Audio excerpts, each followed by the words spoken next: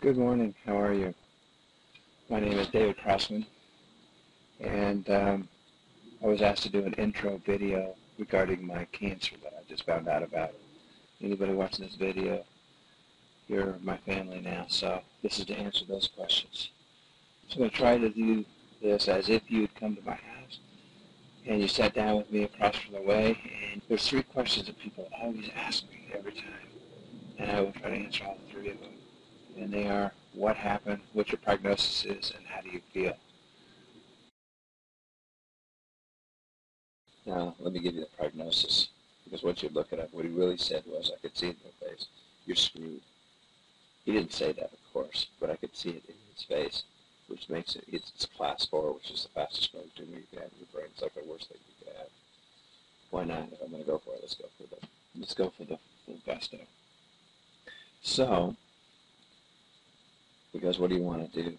And Mary's like, well, we're going to Barrows. He goes, great place, great facility. He goes, I'll tell you what. If I was you, and this doctor was like one of the directors or something like that, I could tell he was good. Doctor goes, if you were my brother, what I would recommend you do is let's do a biopsy here, because he goes, I got a team of 5 specialists. He goes, I've got the best brain doctor in the world, second best brain doctor in the world. The number 1 best brain doctor in the world is at Barrows. So number 1 and number 2. He goes, let my team look at it on Thursday. We'll send all of our findings and reports to Barrows' team. And then you go, you have 2 teams working on this. It's like, before he finished the sentence, my wife said, Dad, do it. So I'm sitting there going, okay, so what's this biopsy require? So the biopsy itself is they cut a 1-inch on my right side of my head through my scalp. They take out a chunk of your skull about the size of a nickel. They mount a computer-guided, basically straw-controlled machine on your head. They push it through your right brain down to the tumor. Another tube goes down through the first tube, cuts across the tumor, has a little cutting device on the end of it, cuts it, pulls out a sample. They send it to pathology, who then will tell them whether it's good or not. I'm sort of going, dude, this sounds weird to me.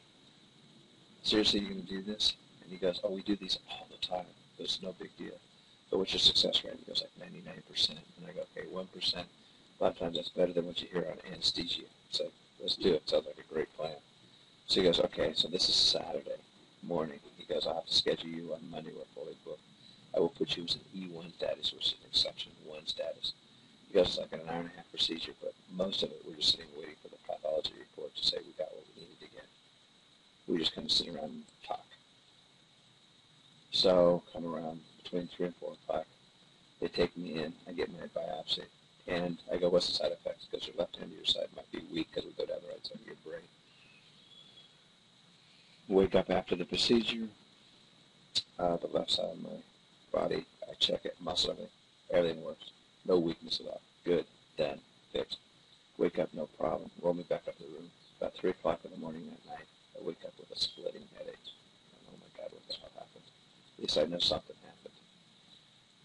Gave me a little morphine. By the morning, I was fine again. I've not had to take anything since. That's the most I got of it. I mean, it was headache. One of those headaches that was strong enough to start making you nausea. And it was the nausea that I was avoiding more than the headache. But they knocked that out once I was passed out. Of course, I'm feeling the side of my head, and I had 2 staples on the side of my head, 5 staples across the top, where they did the incision. And I was, because I called the nurse, like, I got a headache. I go, what the hell's this inside my head? She goes, staples. It's like, well, what the hell? No wonder I got a headache. Who the frick puts staples in people's head? That'll give you a headache. Trust me on that one. So the headache, I think, came from the staples, not from the actual procedure. So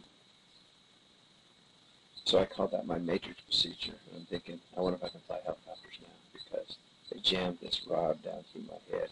I wonder if they could download some data.